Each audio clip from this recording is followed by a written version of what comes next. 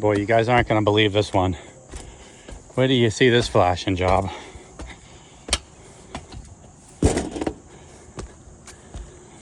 All right. So, sun's getting warm already. We got a nice week ahead of us finally, without all the rain, but we're going to be up here fixing this flashing disaster. So yeah, brand new roof. Young kid in town came put this roof on. Guy really liked them. He hired a team of, they all nobody does their own roofs anymore around here.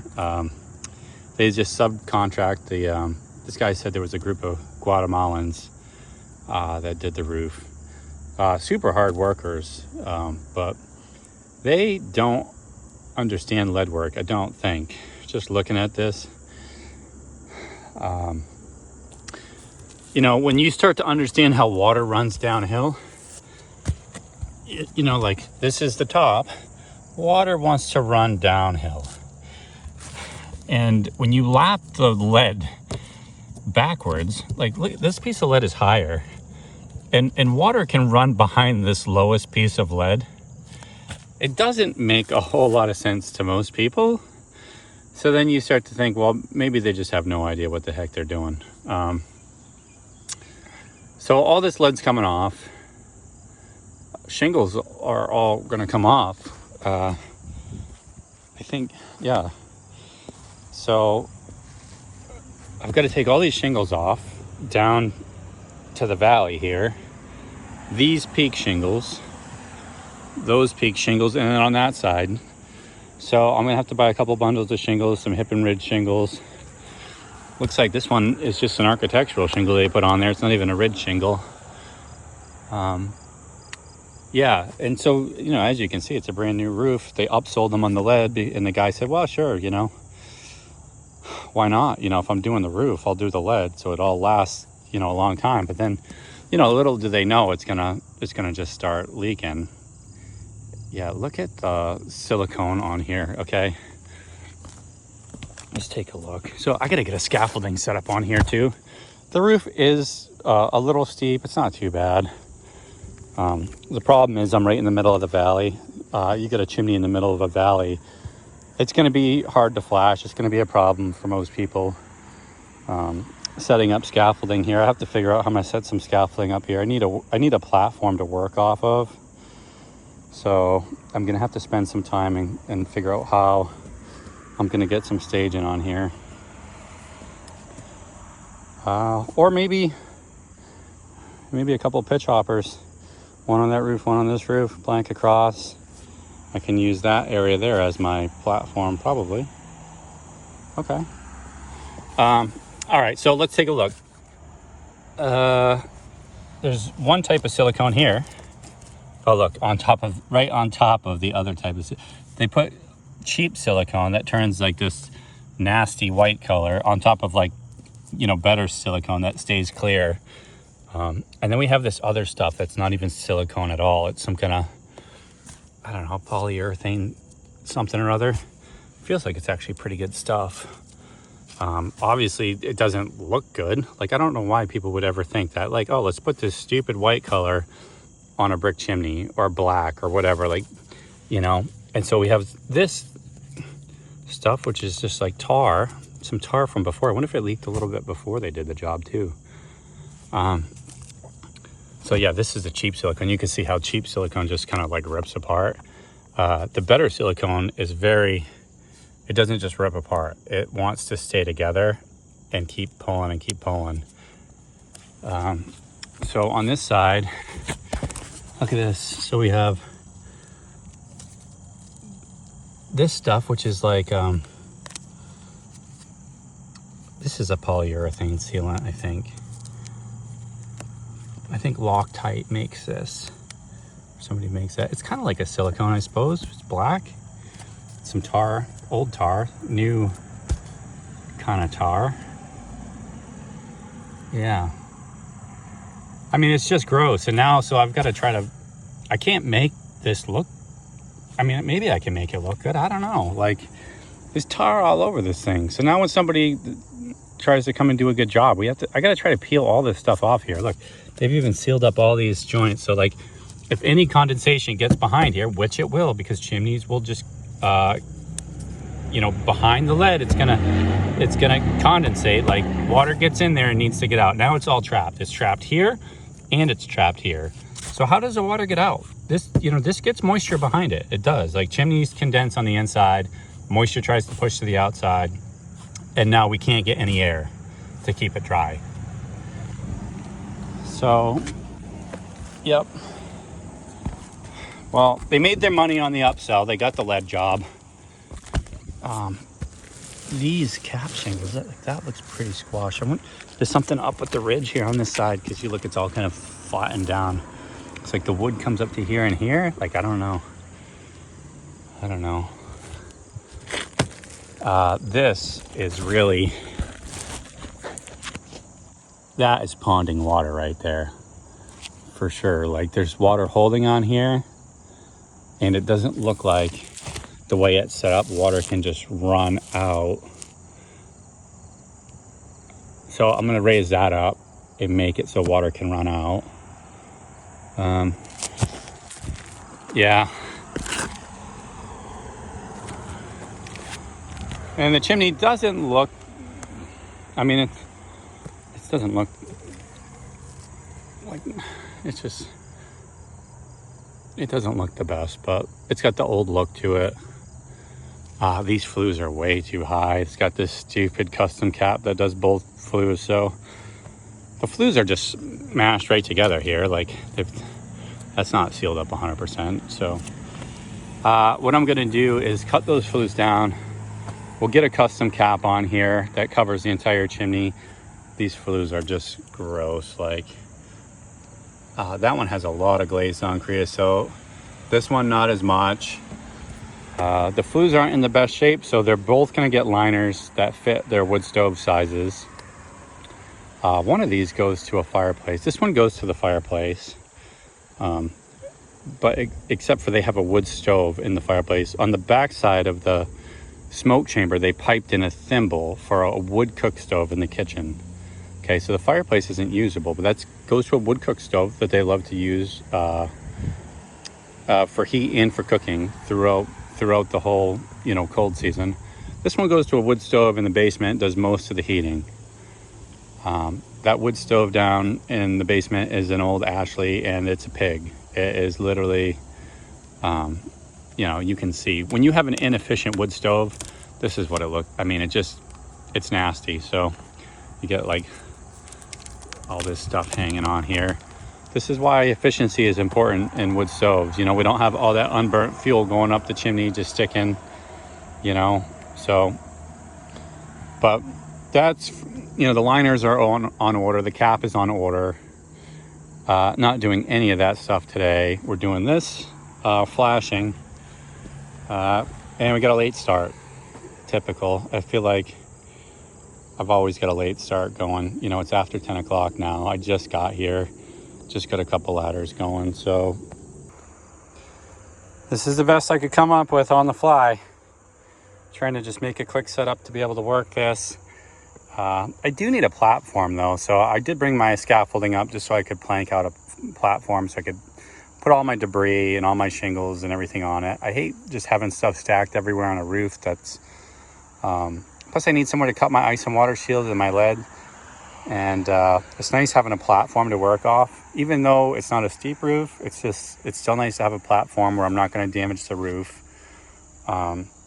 So I just cut a couple of these of my older plank at some 45s and got my pitch hoppers here, and this is how I'm going to run it. I'm going to throw some of the moving blankets on each one of the roofs, and that way I don't wear them out. I don't like to track on the roof too much, so I try to be like super careful, because if you walk up and down this, you will start to see some wear and tear on it. Okay, here. Every roof I'm on, I find knife marks from the roofers. They knifed that shingle and they didn't do anything about it. They don't care. Usually around chimneys or wherever they're doing a lot of cutting, you'll find some kind of knife marks. Okay, here, there. That one's right through. Look at the shingle. The shingle actually moves. Do you see that? The bottom, they sliced right through the layer. The bottom layer moves and the top one doesn't. That one's right through and through. And then look at this. They knifed it there as well. What a bunch of beauties. Yeah, you know, they're always in a rush, which is a shame. These guys that come here, they're like, so these ones were the Guatemalans, and you run into them here and there. Not trying to get into races or anything, but these dudes that come here are such hard workers. And the shame of it is, you know, there's always a white guy that comes and runs the job, doesn't do a darn bit of work, and he runs these guys into the ground. And the only time they ever get praise is when they get the roof done in one day. And the homeowners are always amazed how they get the roof done in one day. You know, it'd be nice to, so in my area, what's going on is the roofers, always the white guys, you know, the roofing company is the white guy. They're the guys that stay on the ground in the truck and watch everybody work. They don't do anything. They're just a middleman. Sometimes they're a translator. And these poor guys, they get up here and they just bust ass and they get these roofs done. The only time they get praise is when they get the roof done in one day. I'd love to just, if they get $150 a square to strip and re-roof. Strip all this and re-roof, $150 a square. That's typical in my area. And the roofers are charging $1,000 a square to strip and re-roof, which is just awful. Like, I'd love to see these guys, like, make more money. Like, you know, I'd love to start a roofing company that was like, okay, guys, I'll give you $500 a square to strip and re-roof. It better not take you one day to do it. You make this job take 2 days and make it the best thing you've ever done in your life, you know? And then maybe just give them a little bit more training on how to do flashing and stuff like that. You know, it's too bad, the world we live in, everybody has to be so greedy. And God, they just take advantage of these guys. And I hate the business model because they're the ones doing all the work. They're the hard workers, you know, and they're the ones going home empty-handed at the end. It's just not fair. We shouldn't be rewarding the guy on the ground doing the least amount of work, you know. This is why I have such a big problem with roofers right now. They're taking advantage of people in a hard situation, and I don't care for the business model. So anyhow, yeah, this is the setup. So I've got some moving blankets, step ladder down to the other moving blanket down on my ladder. We got that plank there holding me off the edge of the roof, so I'm not damaging the edge of the roof. Now I'm going to start stripping lead. That lead's all got to come off. The shingle's all got to come off. And then we're going to make a run, get some edge metal, and hopefully find some of these shingles. These are Owens Corning shingles. I'm hoping I can find them easily because they're like this brownish color. Sometimes these off colors are hard to find. So, and this roof is new, so I have to match it. Okay. Well, I've just started ripping into it. Barely started ripping into this. I got a couple of these cap shingles off, and look at what we've got here. We've got this plywood that is so far away from this wood over here, and that's why we're looking like we got a big flat spot here. And some insulation under that, but look at the lead. Okay, they put this lead on here, right? I don't know if you can tell what that lead's doing, but we're relying on this cheapest silicone here. This stuff that turns white is so cheap. And once that starts to lose any kind of bond with the cap shingle here, which it will, because, you know, we're moving in, you know, we're expanding and contracting at different rates, it will separate. Yeah, what's to stop water from just working right into this hole? You know, it doesn't take much to think about this stuff ahead of time. It really doesn't. And then we got nails like right there. Okay, if that water's ponding, you know, it's going to get through those nail holes. Why wouldn't it? Just, you know, some really simple stuff, easily avoidable, but these guys are moving so fast that they just can't, I suppose they can't stop to think about it. And then you look at these bends that are like, you know, what is that bend? It's cut all the way back to the corner anyway. Like, it doesn't have coverage. Why would you cut it all the way to the corner like that? So, yep, that's the first major problem. We'll see if I run into anything else. I just wanted to mention that these Owens Corning shingles, they have this sure nail strip on here. It's like a strip of fabric reinforcement that with a nail, it's super hard to drive the nail through. You can see this one in here actually went in pretty hot. When I say hot, I mean sometimes the compressor kicks on and it starts shooting at a lot of PSI. Like the regulator doesn't hold the gun at the right PSI. And some guns shoot deeper than others. Like I know the Hitachi guns work really well as far as setting the nail, and it'd be super hard to drive through a shingle with a Hitachi nailer. But these sure nail strips actually work really well to hold those nails and make sure the shingles hold down. And you can tell, like when I'm trying to pull this off, you know, I've already pulled on it. It will come off, but you know, the resistance that it has, like I'm pulling on it, you can hear it. The resistance it has compared to other shingles is much better. And the other thing that I wanted to show you was look at this. Like look what I've just found in here. So this shingle here, like what in the world has happened here? Like you can't see this stuff from, you know, there's a shingle laying on top of here. You can't see this. So when I pulled this shingle, I'm like, what in the world is going on here? Like this shingle was just like knifed over at an angle here, which, you know, I didn't even notice it before, which I don't know how I didn't notice that curved cut in there, but they just kind of like hook bladed it over at an angle to try to match the angles on here, maybe. And they've got this slice in the shingle here. I have no idea why, but look, they've tried to silicone it all up. Like, I mean, this is comical. Like, what in the world was this guy thinking? Like, here, we'll pull this one off if we can. Yeah. This is definitely one of the pluses if you go with the Owens Corning shingles, is they hold really well. High winds, this is a perfect shingle for high winds. As far as the outside of it, I think it probably wears the same as other shingles. I don't know, but yeah. So what in the world?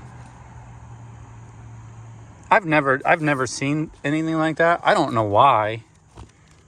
I don't know why we're like that. You can see that seam landed on that nail, but we were covered here. Huh?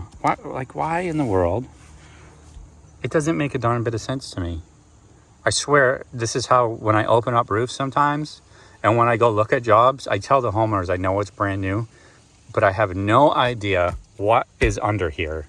I have to pull it apart to find out what's under there. Like, you just don't know. Even if it looks good, you just don't know. Once you get into this stuff, you're like, okay, now it's starting to make sense. Like, you know, this coverage to here, from here to here, we only have an inch of coverage on the lead, you know. 1 inch of coverage overlap isn't enough on lead. It's just not. You can't make it 1 inch. I always shoot for 4 inches. You know, sometimes it's a little bit less, sometimes it's a little bit more. Depends on how every step works out, but 1 inch is definitely not going to be okay.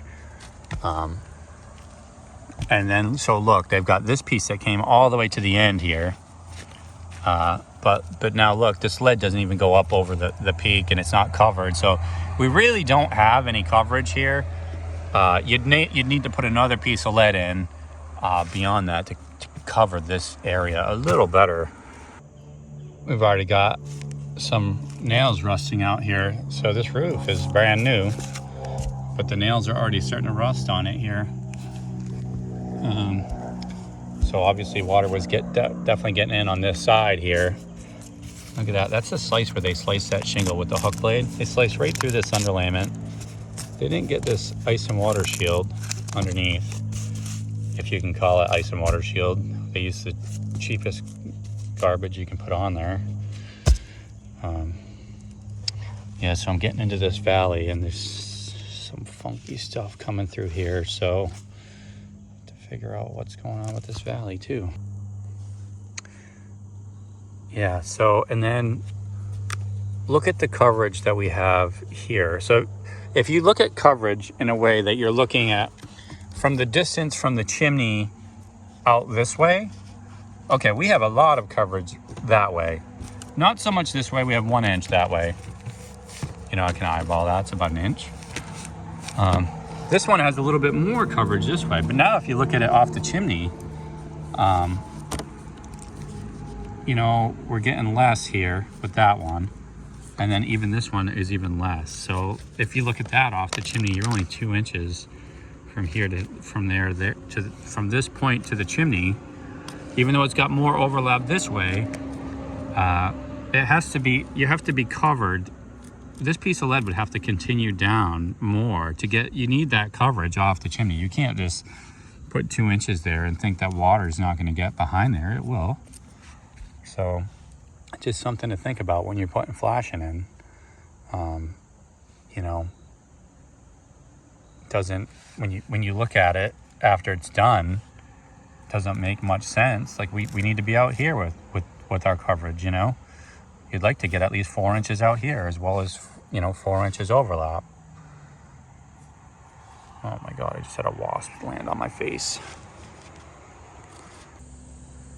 Man, I'm finding all these little tiny flies nesting all underneath the shingles here. I don't know why there's so many here, but it's kind of strange.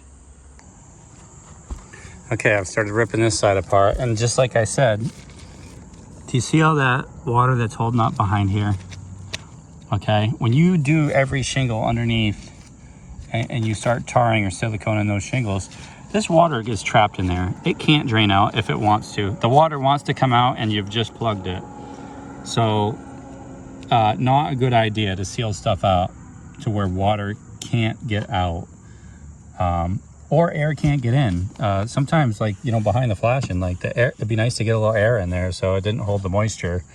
And then if it did want to leak out, you got to give it room to leak out. So this is interesting here. Look at all these rusted nails here. This is the spot where there was the 2 shingles that had, it had, like, there was a couple tar spots on that. That's right, that's what was here. I'm wondering what that was. They must have damaged them and then put the tar on top of it after. I think that was here, because we've got all these rusted nails right here, which is strange. Everything seems to have stuck down really well. So I don't know. Also, you know, this roof is not vented, so I wonder why somebody wouldn't overlap their underlayment over the top. You know, same as over there. Why wouldn't you just overlap the underlayment? There's no vent. This, you know, it's a log cabin with wood ceilings and styrofoam, and there's no way to vent it. So strange. Why stop? Why stop here? You could have a nice overlap. Look what I just spotted here too. I'm looking at the step flashing going up that wall.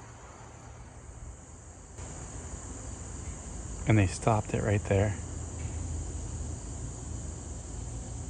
I can see wood up against the side, it looks like. Huh. They stopped the step flash and they didn't get more pieces in there. I don't know why. So they do have some decent ice and water shield under here, it looks like. I've never used this type, but it seems to be rubbery and stick pretty good. I don't think you could tear it by hand like this other stuff here. It seems like it would have been a great opportunity to put it up over the ridge here. Maybe you don't need to, but it seems like it'd be a good spot to do it. So they had this valley, and they put a piece of lead in for the valley. I suppose I could get behind that, but why stop the lead there? Why not run it up over that area right there? I don't know. So plenty of coverage under the roof here. This one has about 2 3/4 inch of coverage here, maybe somewhere around there. So not so bad. Let's look at these ones. Oh, this one doesn't have much. Inch of coverage on that one. Maybe it's a little more in here. Let's just pull this right off here. Well, you can see the moisture in there already. See how that's just trapping water in there? This is why you can't seal stuff up 100%. You're just trapping water. Water will get in. You aren't going to stop water from getting in. It needs to get out. What do we got here? Okay. All right, well, they have a piece under, and then they put a piece over. That's the strangest thing. Why would they come back and put a piece over like that? Oh my God, that's disgusting in there. You gotta be kidding. I gotta deal with this stuff. Gross. Ah. That's why they have this piece over. Because they got this huge area that they were like, let's just throw a bunch of tar in there. Stay up there, dude. A couple inches of overlap on that one. And in this area, they were like, they came back, probably after it was leaking, tarred it all in, added a piece of flashing maybe? I don't know. Tar is not a good way to fix mortar joints that are bad though. That's terrible. Now I gotta try to do something with that. That's so gross. Ah. I hope you can look at this side and understand that. This piece is way short, just like the other side, that you would have had to put another piece of lead in here that comes all the way back up into here. We can't just have the lead stop here. I mean, how would water not want to just get right behind that piece? It doesn't make sense. You need another piece. Like, just because this piece of lead touches the end doesn't mean you're done. The lead has to go beyond the end. All right, so I just pulled this piece of lead out. I might have mangled it a bit, but you can see the bend on it. Okay, that's where the silicone or whatever this stuff is off the front. And you can see the bend. So I'm gonna go in here and I'm gonna show you how much that goes into the chimney.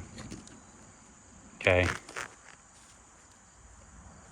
I'm having a hard time with one hand, but really it goes into the chimney what seems to be, like if I go all the way against, we could call it 3/4 of an inch, even though it feels like it's a little shy. 3/4 of an inch into the chimney. That's not enough. It's just not. 3/4 of an inch. These people probably came up here with a 4-inch grinder and just used that to try to get it in. Water will absorb into the brickwork 3/4 of an inch in no time whatsoever and be behind that lead flashing. So, I don't know. In my opinion, it's just not enough. 3/4 of an inch is kind of pointless. Something else interesting I just noticed is, so you've got this valley piece of lead coming down, and so the idea is that water it's just extra protection in case water gets here and it shoots the water down the lead, right? But look at this. This piece of lead actually dumps under the shingle here and under the lead here. So that lap is actually reversed as well, which I don't know, like, because I suppose it might help for some of these people to have like a water bottle on a roof and just like dump water, you know, just dump some out of a water bottle, and just so they could just understand where water wants to go when water's running down the roof. And I think if you just dumped water here, you'd see water wants to get under the shingle and go under the roof. Like, I don't know how you could look at that and just be like, that's a great idea. Let me just put that under. Like, what? I don't know. I just scratch my head so much at this stuff. Okay, same thing with this corner here. This is on the lower corner. This is the one in the valley. And then when you get to this higher corner here, you can't just stop the flashing here at the turn. You gotta get it higher. You gotta get a little higher here, because this isn't high enough. Like, this water can get in there and get under all that. So you need it up here. You know, I don't mind the weak spot in the corner if you do it right, but you need that piece up there. Boy, look at this one. This one is only 7/16 of an inch on that bend. It's just so minimal. Water will absorb right behind that through the brick in no time whatsoever. You get a couple heavy rains, it's going through it. It's going to be right behind that.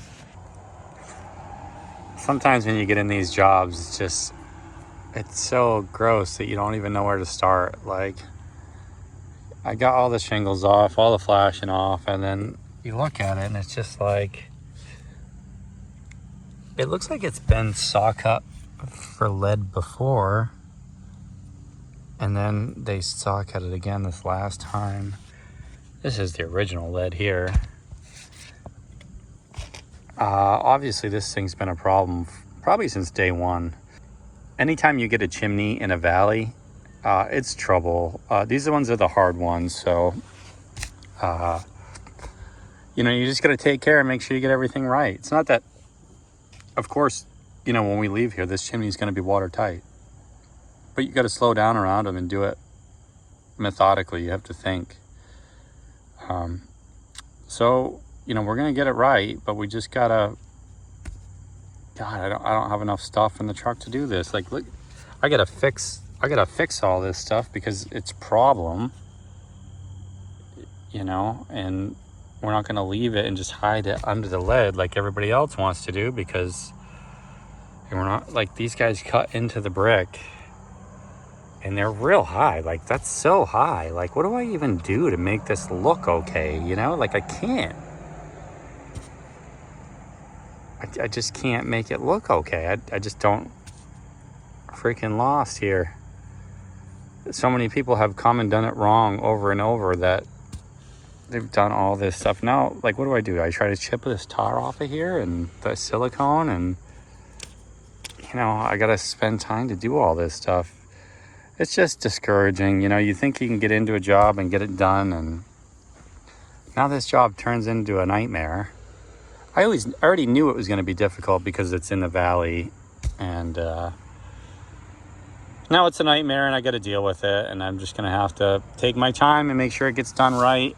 It's going to take longer than I was hoping. I'll be here tomorrow too.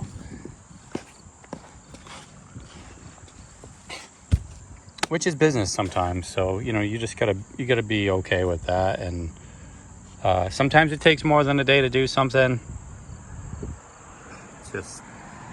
Just a lot of grossness.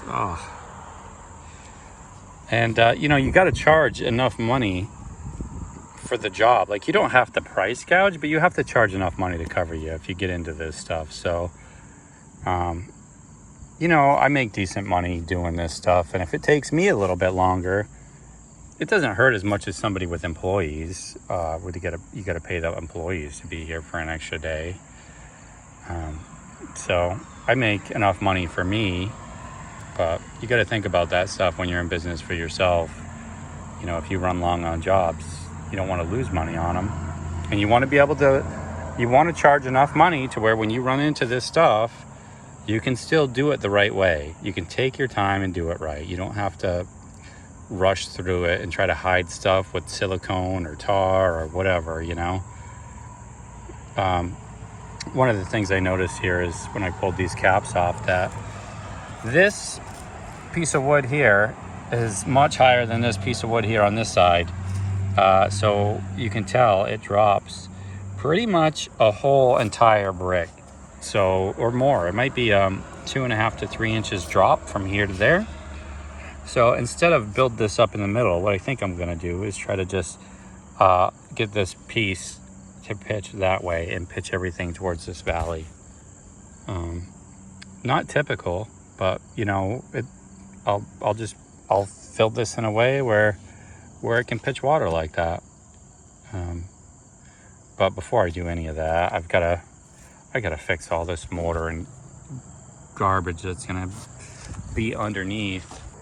All right, I'm back from picking up material. I was able to find some shingles and got some edge metal and stuff. I ended up picking up one of these chisels. It's just a wood chisel to help me chisel out as much of this tar as I could. The problem is this tar, like, I can't just use my grinder up against it because my grinder, it won't touch it, especially when it's thick. You can't grind into it, you can't cut into it. And I want to flatten this all out and I still haven't figured out what I'm gonna do to make this look good, because it's just, the thing looks awful. So I'm gonna do something, but just getting ready to clean this stuff up. Gonna grind it all. And then I've got some quick setting mortar that I'm gonna patch some of this stuff up with. Get my edge metal on, get my ice and water shield on. It's gonna be late day here. I'm probably gonna work probably till dark. But yeah, I'll show you what it looks like. It's not so bad. It's some big old mortar joints and stuff I gotta fill. So yeah, I'm gonna try to get my grinder, clean this stuff up, parge it up with the rapid set stuff, and then get ready for some ice and water shield. All right, well, I chiseled the tar off. I ground the faces of the brick to get the tar and the silicone off. I just used my diamond cup wheel right there, the cup wheel on the grinder. I did take the faces off. And I decided to grind out some of the joints. I can't deal with how bad it's gonna look on top of my lead. So, you know, the chimney's, it's built really rough anyway. So, but the tar and just the disgustingness, I had to get it off. I couldn't deal with it. I didn't plan on grinding and jointing it, but it's just something I had to do for me. Maybe the homeowner didn't care so much, but I got to make it look a little better than what it was going to look. That's on me. I'm not going to charge. I don't charge anymore for stuff like that. You know, it's nobody's fault but my own that I'm grinding it and repointing it. You know, had I thought I was going to do that originally, I might have charged for it, but no big deal. I don't charge more than what my estimates are. If I run into trouble, it's on me. Okay, so I just got to chisel these head joints out a little deeper. I missed that one. I gotta get that one. But you see these cuts in the brick. I'm not gonna cut back into the brick like that. You can see how crooked and out of level their cuts were. Pretty rough stuff. So what I'm gonna do is I'm gonna fake these brick in. I am gonna cover them, and just to get a shell back on the outside since I took the fire skin off. I'm gonna cover them, and then I'm gonna put some dye on them to make them kind of match and look. I mean, they look, you know, I guess they match fine now, but they're just a little bit kind of pitted. If you can see the pores, you know, when you take the skin off, you open the pores up like that. So it'll be a little bit more likely to absorb some water. So we'll try to just finish it off so it's a little smoother, a little bit more resilient on the outside than leaving it like that. And then we'll point it in. I don't have any mortar on me because I wasn't planning on pointing it, but the tar is miserable to get off. It's disgusting. I hate when people put tar on chimneys. Like, you know, you can't do anything about it. This liquefied, it re-liquefies and just like sprays all over you. I can't even, you know, it's just gross. But anyhow, now I've got it to a point where I'm like, oh, okay, now I can start to work with this. It's starting to look a little bit better. It's hard to believe that it actually looks better now after I just ground the faces of the brick. But yeah, I'm just gonna fake these brick in, and this way I don't have to go real. Look at my glove. It's just covered in freaking tar. Disgusting. Yeah, this way I won't have to go as high with my flashing. Like look how high they went with that piece of flashing. That's ridiculous, you know. I'm not going up that high. There's no way. It just kind of takes away from the look of it all. But, you know, part of the reason why they went that high is because they used the wrong size flashing.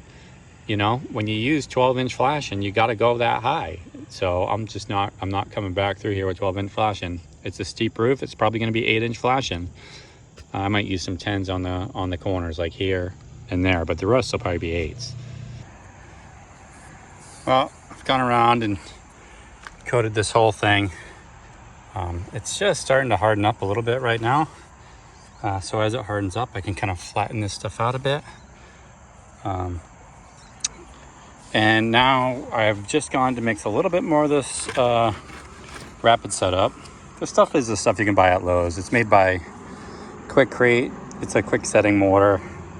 It's like 17 bucks a bag. All in all, it's pretty easy to work with. I actually like working with this stuff. It doesn't set up as fast as some of the other quick sets do. So, you know, if you want something to set up real quick, you might go get the Home Depot brand, because that stuff sets up pretty quick. This stuff has like more working time, and it just sets a little bit slower. So I suppose if you're a homeowner, you'd rather have the bag from Lowe's than the bag from Home Depot. Okay, so what I'm gonna do now is I'm gonna start faking in some of these brick. So I've got this Rapid set, and it's mixed kind of loose, and I'm gonna start filling some of these joints, some of the saw cuts, right? And really what I'm going to use the most is this sponge. This is just like a grout, like a stucco sponge. This one's old and beat up, but basically I'm gonna just smear the face of the brick, and I probably will wet this stuff down a little bit more, and I'm just gonna work it to so this will coat the face of the brick, and I'm gonna try to just push this stuff in, not with my finger. I'm gonna grab a tool in a second, but it's hard to film everything while I'm holding it. I'm gonna make sure these joints are nice and packed so they don't try to recess on me, because if I don't pack it, then it will leave a little line in there. So just keep filling it until you're full, and then this will flash like a white color, you know, when this dries real fast. You can see it already starting to lighten up already where you go thin, and I'm okay with that. That's actually what I want it to do. I want it to flash over, and then when I come back tomorrow, I'll be able to stain that brick and get it to be like a brick color. And we're just faking these in, because these brick kind of suck. You know, they're all chipped up and, you know, have broken pieces, broken corners. So I gotta chip some more tar out of that one before I fix it.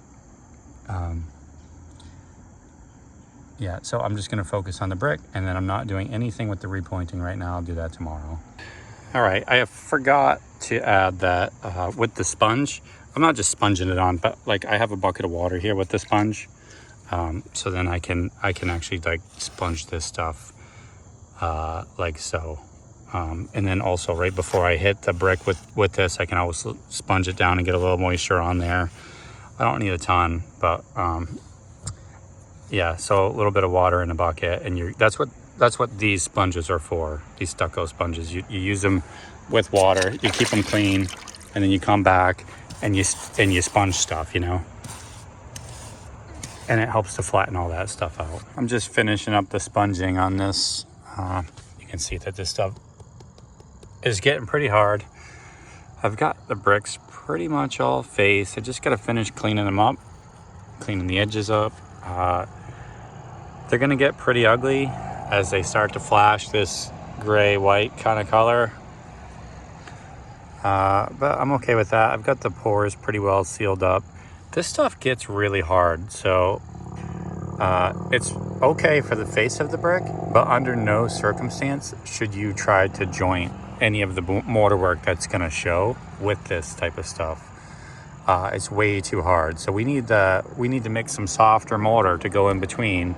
That way, when the moisture gets in there, the moisture can get out, because the moisture it's not going to be coming through the brick. This brick is going to definitely be holding the moisture in now, because it's kind of, you know, it's a high PSI mix. So fine for the face of the brick, but just not for the joints.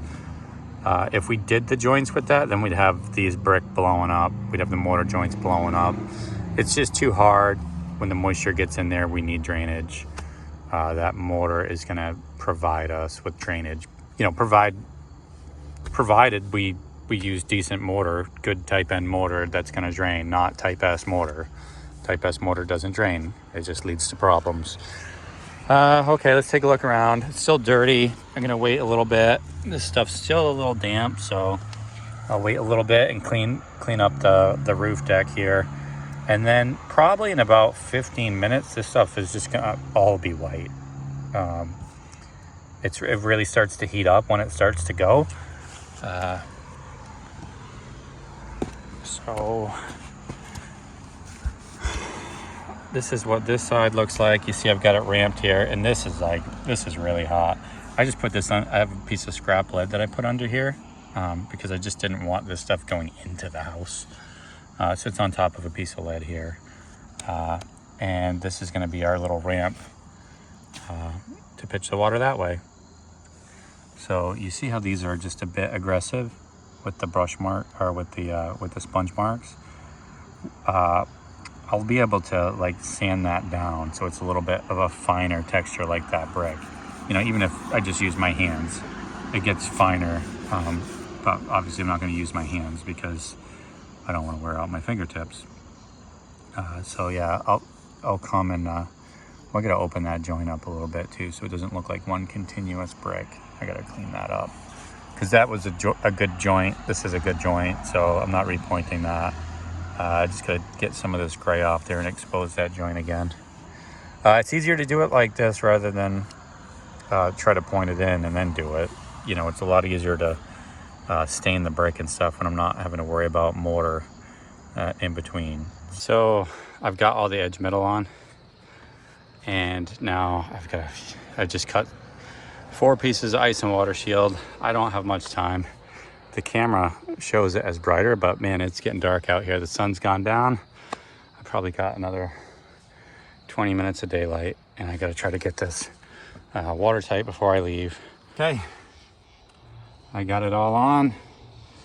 I can barely see with my phone, so I had to zoom in a little bit so it brightened it up, but I just gotta go along the top and silicone the top because it's kind of chilly out here now. It was hot earlier, but this stuff does not like to stick right now, so it's actually really nice to put on, except for the corners won't stick. So I gotta go seal it up with silicone, and I'll be out of here. I just left this on the roll. I got a couple nails around the other side of the peak.